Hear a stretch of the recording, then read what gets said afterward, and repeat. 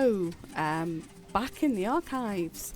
So thanks for watching, and this video is of pictures from December, Christmas Eve 2019. I actually made this layout in July 2020. Yeah, so I did show quickly there the inspiration for the layout. Something I saw probably around that time on Instagram. The joy of these photos is, you know, apart from my niece's Christmas hat, there's nothing really that say it's Christmas, so I could really do what I wanted with it. I'm using the Tim Holtz Distress Oxides for doing my colour blocks on the background. These are before domed applicators were invented, and I think this would be a lot easier now with a domed applicator. I probably also would have gone back over it between the peacock feathers and whatever that blue was, broken china maybe, you know, to blend it better now as well. Got used to doing that more, but anyway, just doing these colour blocks. So we've got the green, the blue, purple, that was supposed to be a red but it's very orange, and the yellow that's supposed to have been an orange, to go with the actual photos, with the colours. What the photos are, we couldn't make it to Dun & Massey, to the Light Garden that year, so Dun & Massey is a stately home nearby that do lights through the garden, and we used to go as a family Christmas Eve or a couple of days before Christmas. We couldn't go that year, so we got a selfie frame that I bought, and my niece's boyfriend put it on a wooden frame with some lights around it, and we just did our own pictures in the back garden. So here what I'm doing is messing it up. I am spraying water onto the applicator and then applying the water through the stencil to pick some of the oxide up, which works really well until I go in the purple and move the stencil without cleaning the stencil onto the light colours. So I do as I say, not as I did, and don't do that. Okay, so what I'm doing here is I am inking up the stamp with the mink spray, the Heidi Swap mink. I can't remember what that spray is.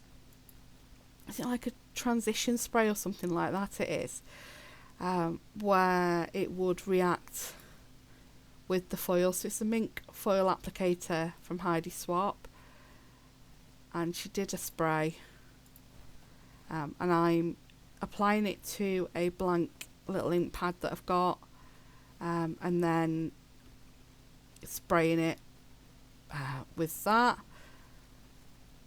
No, I'm just having a quick look on, because I bought it from Hey Look Magpie and they don't have it, so I can't tell you where it is. But it was spray for your mink anyway. And then you let it dry, put the foil pieces on. I was originally going to do this green. I end up doing them all gold instead. So just using up scraps of the foil that I've got and covering up each of the stamped images, and then this will go through my mink machine.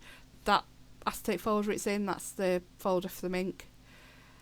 So I'm just going to take that off the mink machine once I've made sure everything's laid properly and covering up all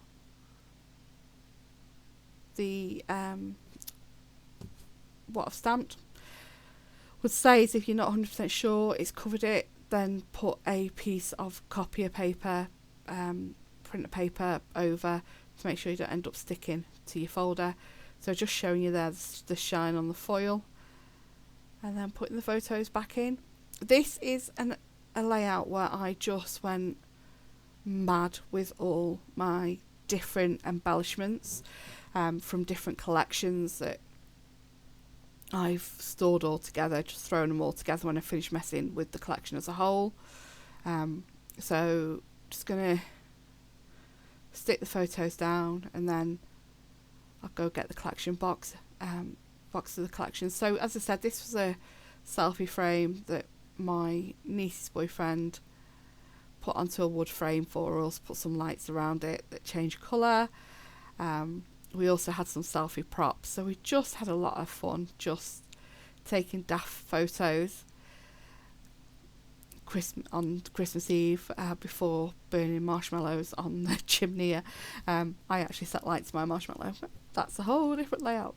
But yeah, going through my box of embellishments now, going through die cuts. I had them for a time in these boxes, like all my words, all my florals. I now keep everything together in collections again because I just found this too hard to find what I was looking for.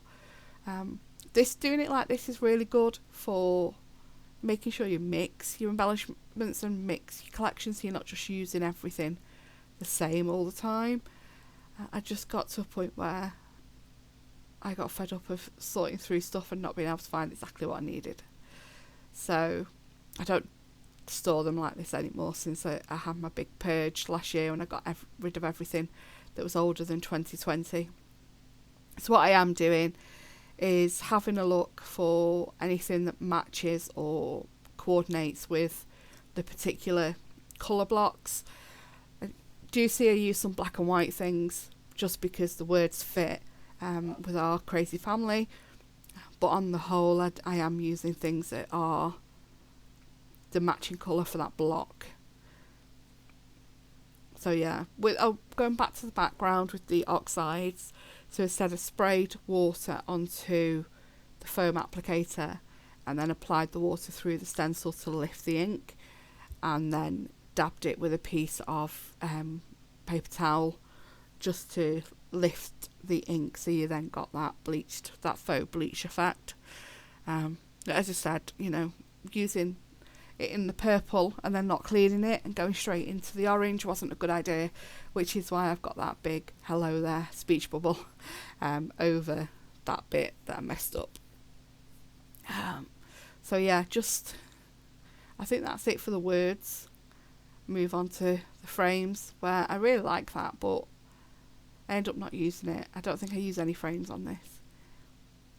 And then we're into the floral box.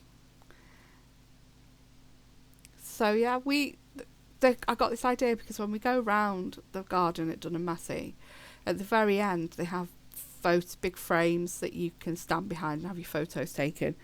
I've got one from the year before, 2018, which is a really brilliant picture.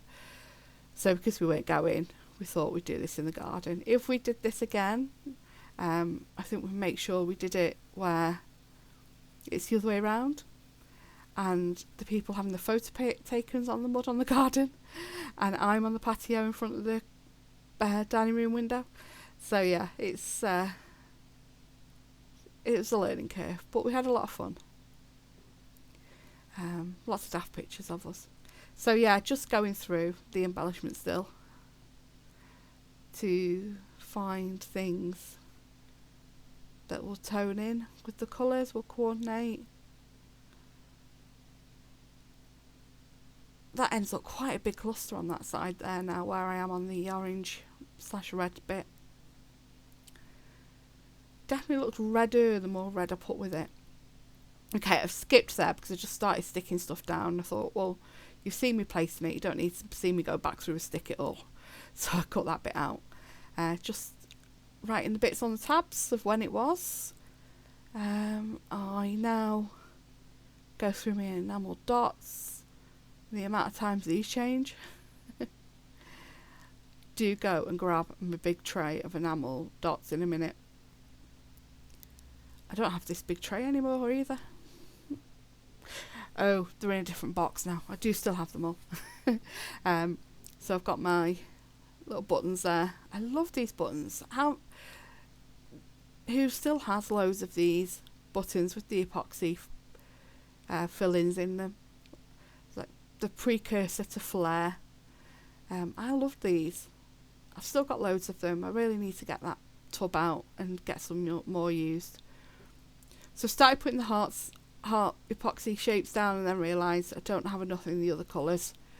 So I do end up changing them out for dots instead of hearts. These are Amy Tan. These are from Hustle and Heart. I do still have some of these left. I ended up with 2 packets of them. But yeah, I think we're getting near the end now.